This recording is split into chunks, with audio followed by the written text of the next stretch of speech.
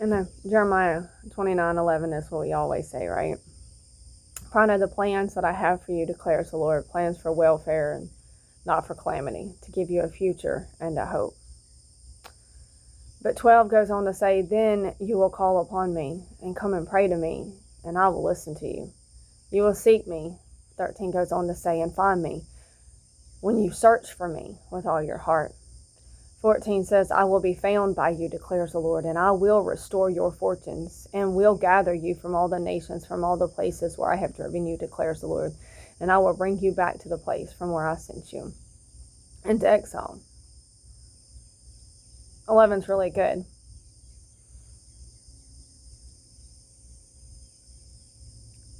But 12, 13, and 14 gives us a promise. And then as God begins to show us that he does have plans for us, then we'll see him in every detail.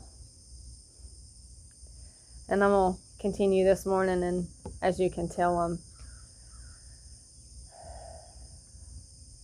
still tired. I'm still kind of emotional. I'm overwhelmed. This week has been so pivotal, and I pray through my experience that somebody else can just see how tangibly real God is in every detail. To go back just a little bit, on the travels, we stopped and filled up after we woke up. And then it's so pretty out here at the barn. It sounds so beautiful. It's lovely to get home.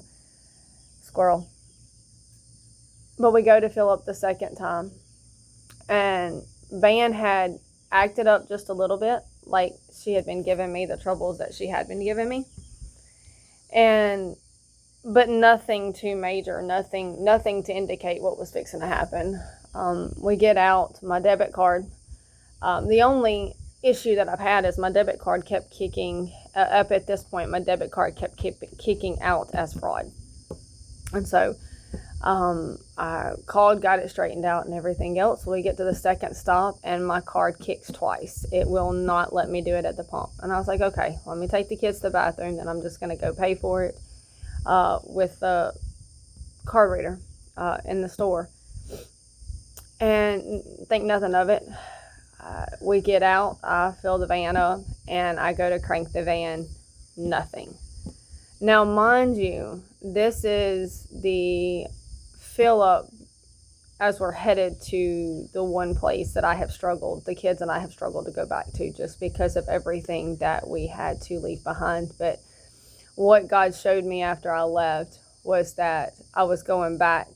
When I left, we were able to come back a few months later to finalize some things, and we were prayed over and told to dust our feet off. And we did, but what we forgot to do is to take back our peace. And God said, that's what you're doing today. And so I felt like I was being attacked. And I knew it wasn't the battery, the way that it sounded when I was trying to crank it. If you ever crank a vehicle and you crank it too far and it makes that squeaking noise, well, that's all it was doing, was squeaking. So I was kind of wondering if, starter would act up. But it hadn't given me really any trouble to give me indication that it would act up like that. And I went to kind of lift up the Leah hood because Raya, he wanted to look at it now that he had been with Mr. David and he knew something or two about vehicles now. He's an expert. Just one afternoon with David and Heather, and now he's become an expert on my vehicle. But seeing him trying to step up and be a man was kind of cute. Anyhow, I went to get the hood popped, and here comes this guy. And, I wasn't even scared. I didn't hesitate. He said, what's going on? And he said, do you need a jump off or anything? I said, no. I said, I don't really think it's the battery. I said, you can come listen to what it's doing. And I went to crank it. And when I went to crank it to show him what it was doing, it cranked up perfectly. And Niecy later told me, she was like, Mom, I think it was for that guy. I don't know what. I don't know the message or whatever else. She said, I just think that guy needed to. And that's all she could say. So I don't know. I don't know. I do feel like God orchestrated it. And so we get back on the road, and did everything that we said when we were going there and get to campsite and meet all these people. Well, Friday night, I could feel it when I laid down that I was fixing to get attacked. Like, I could feel it. I was fighting my sleep. One of the ways that I will get attacked sometimes is through a panic attack. That's random. It's uncalled for. Sometimes they're very, very aggressive in the attack, and I could feel it as I was laying down. Like, there was a heaviness that hit me really bad, and I was like, I just don't want to go to sleep, because I knew if I went to sleep and I woke up that it was going to be bad. And I tried to fight it, and I was just worshiping the Lord and everything else, and my body just couldn't do it no more because I was exhausted. And I laid down, and Matthias wakes up because he falls off the bed, and that's what startled me into, pushed me into that full-blown, just, I couldn't breathe. It was pretty bad, and I woke up Nisi, and we went to walked down to the restrooms, and just kind of was trying to breathe, and I could feel it kind of trying to really latch on, and so I turned on some music, I turned on some worship, and I just began to pray, and I began to read, and I began to just do whatever I could to readjust myself. And it was unexpected, but I should have known it was coming. When I finally did get to fall back asleep, and I still wasn't totally asleep yet, I had a dream. Those crazy dreams that Brother Talbot was talking about last night. I had a dream. And in this dream, God showed me being surrounded by people and laughing and cutting up in the fellowship.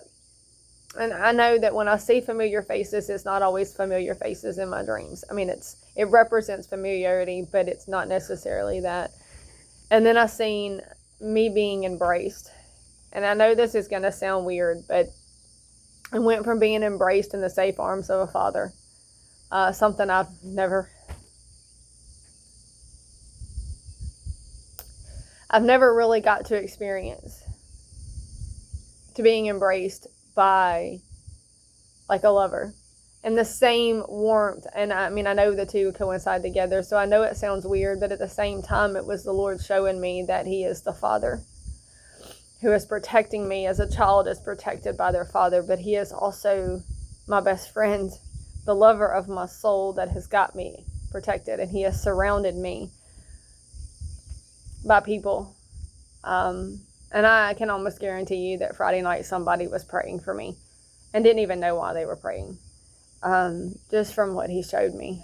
And I'd already said this on Facebook, and I'll say it again, because this is how God orchestrates things. I don't do very well on the receiving end of things. And so sometimes you have to sneak attack me. I mean, you do. And so because somebody was thoughtful enough to make sure we had extra in our hand, and I was going to hide it. I kid you not, I was going to hide it away, and I was going to put it away. And it was like the Lord said, are you going to be is that going to become the talent that is hidden, or is it going to be the talent that is sown into? And so we gave some of the money to Fran, and I handed it to her, and I said, I know it's not much. I said, I don't have much. I said, but it'll at least help you get to the next stop. And I hugged her neck, and I prayed for her, and I was very grateful that I could do that. And then there was just these small little things that really didn't amount to much, but seeing the kids' faces all day long, even though they were pouring sweat and they were beet red and they were hot, they had had so much fun just exploring and imagining, and watching Raya just unfold as he would go ahead of us, and he would make sure that I was not climbing up before he would climb up, and he was not letting me walk ahead in case there was a snake or whatever it could be. I don't know what he thought he was going to do, but he was bound and determined to protect us, and that's what he did. And so this person that, and it's not just the one person, but this one person had put the money in my hand before I left. And God knows, and God will definitely, I believe, wholeheartedly bless each and every single one of y'all that has poured into this. Just another information alert. The money that Nisi raised paid for her to go to camp and for the gas. Everything else has literally been what I set aside through my taxes, and the generosity of y'all ordering my rolls and my cinnamon rolls and anything else that I make on the side sometimes to put in, and really just the Father pouring into us and using each one of y'all. And so y'all are a part of this journey, any and every single one of y'all that has poured into our family. I don't do things like normal people do. I'm very obedient to the Lord, and it looks very weird to a lot of people, and I get that. But as I continue to share my story, I want you to see that God knew every step that we would take. So Sunday, Jerissa and Kyle, that's the second couple that we had met, were leaving. I had exchanged numbers with some of them because I love my Hebrew roots. I really do. I'm very grateful for the Hebrew roots. I'm grateful for the whole of Scripture, just because of the personal that the Lord and I have gone on, the ancient of my roots that the Lord and I have gone on. And so being surrounded by not just one like I was last year. And that was one of the things that was really cool, because last year there was one family and she spoke over me spiritual widowhood, which is also was confirmed through Isaiah 54 and what God had been doing. And I didn't know at the time until God began to show me things on this trip. But this year he surrounded me by an entire camp. I met 1, 2, 3, 4 sets of families, I think, that were Hebrew roots, Torah, however you want to put it. And each one of them goes in more depth than whatever else. Mine is just a very personal journey with the Lord, and that's what faith is anyhow. So for me, that was a very, another one of those in the details kind of things. So Jerissa leaves. Let me back up just a minute. So Saturday night, it's hot, but it's not uncomfortably hot. And I'm laying there and I'm going to bed, and the kids are getting settled in. And after they go to sleep,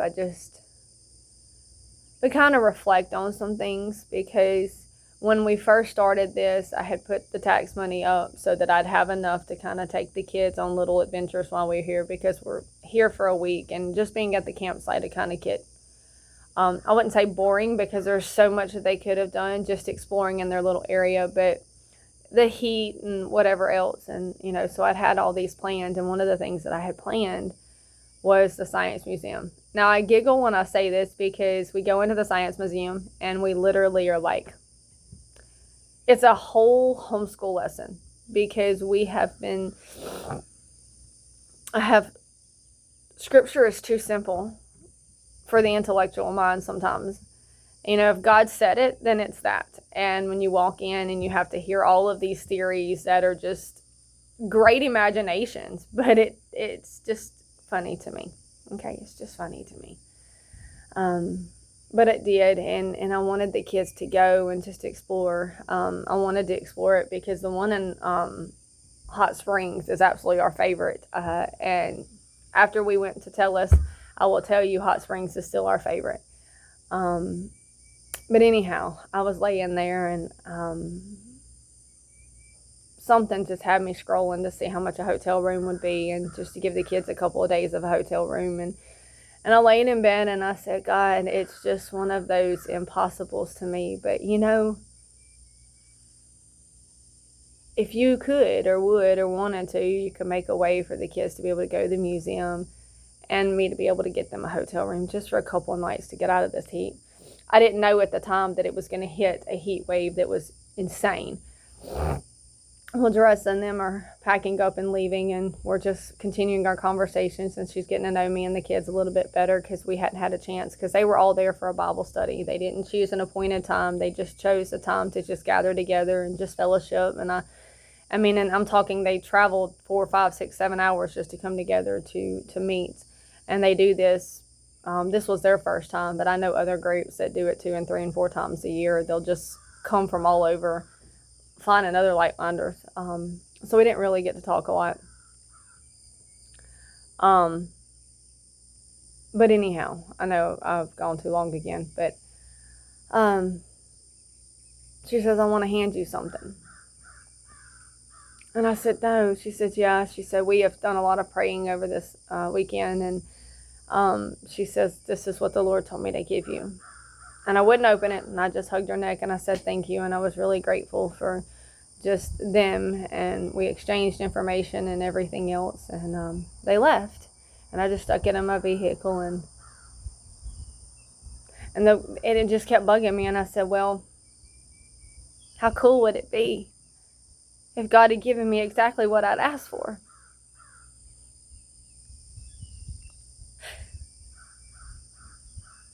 And I don't know why I doubt God sometimes, because I do. I mean, not really doubting, but it's not doubt, because I know God can do anything, but it's more like, me? Would you do this for me? It's silly. I mean, why?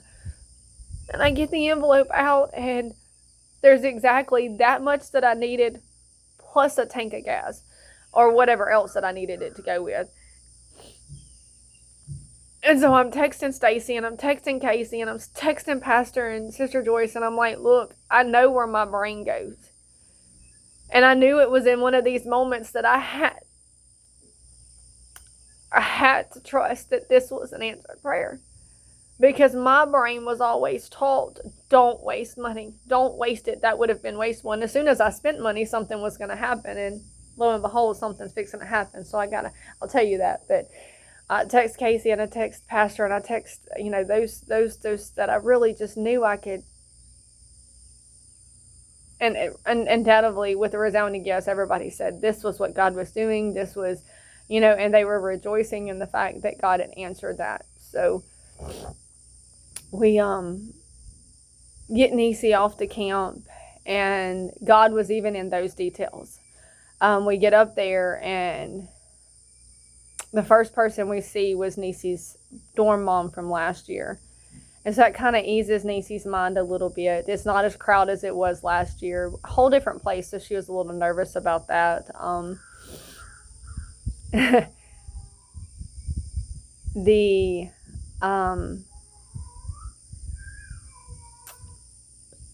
dorm she's got chosen to be in was in a group full of girls that last year she was terrified to be around. And I kind of relate to that, because Stacy and Casey were the two that absolutely,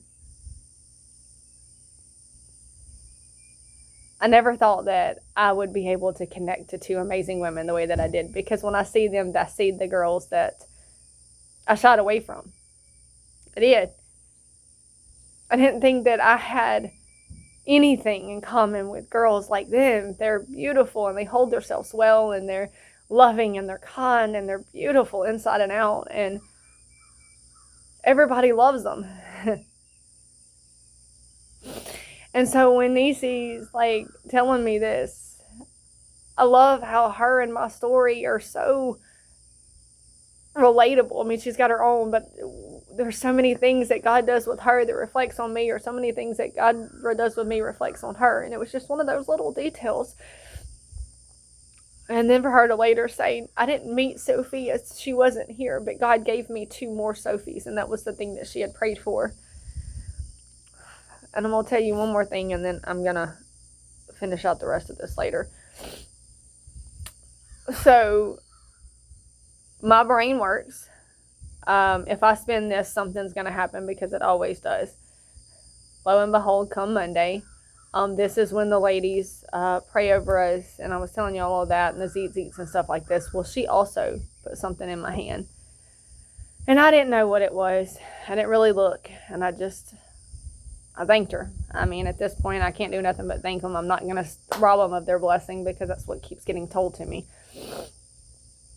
And so I planned on going and getting groceries today. And I have my EBT card, and it works wherever. It always has. And so as I was planning all of this, me planning and preparing for all of this, I didn't budget groceries because I was like, hey, this is going to work. This is going to be fun. I had mine's canceled now, but they had still put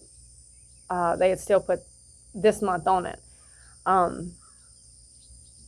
But anyhow, and I go to Aldi's because I love my Aldi's, and we were getting all the groceries, and the kids were excited, and we were just trying to get what we needed and get them some snacks because I had budgeted for enough groceries for the weekend to get me to Monday. And we go to check out, and the guy's look on his face was like, I've never seen this before. And I said, what's wrong? And he said, well, it says this, and this, and no balance. And I kind of laughed, and I said, well, that doesn't make sense because it's deposited on there. He says, oh, I believe you. And he calls his manager over there, and she's like, what happened? And so I told her what happened. Correct key, everything. Did everything I was supposed to.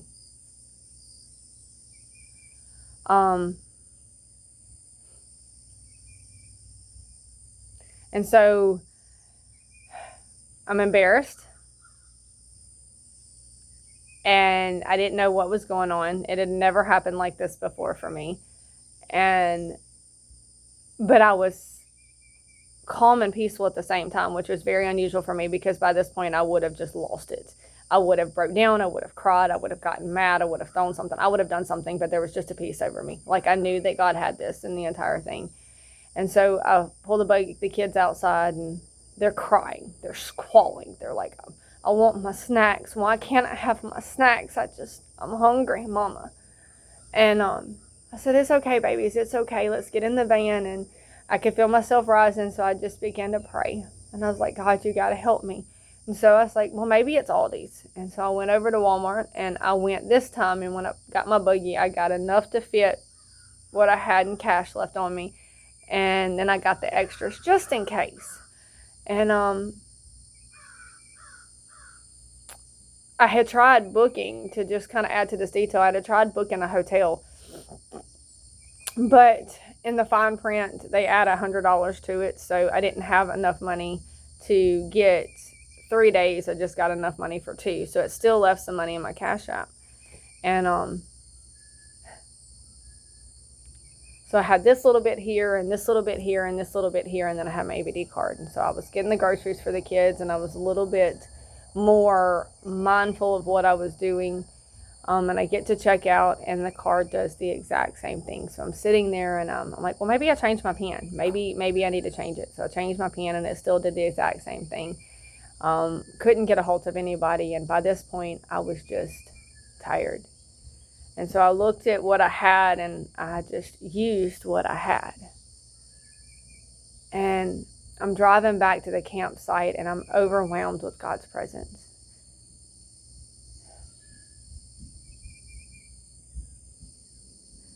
And he said, I sent it before you.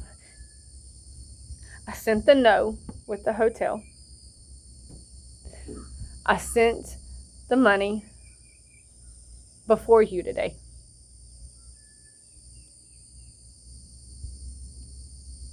He said, I had already taken care of you. And when I heard him say that,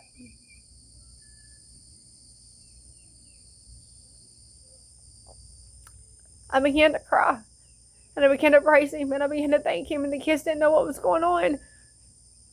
And I got to testify to that later. All my life, I've been told to hold on, to hold on.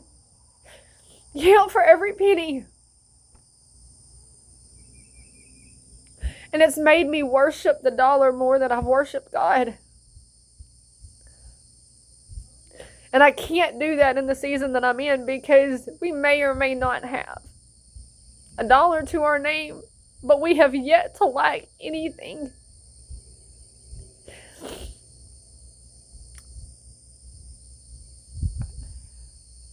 He is the God of details.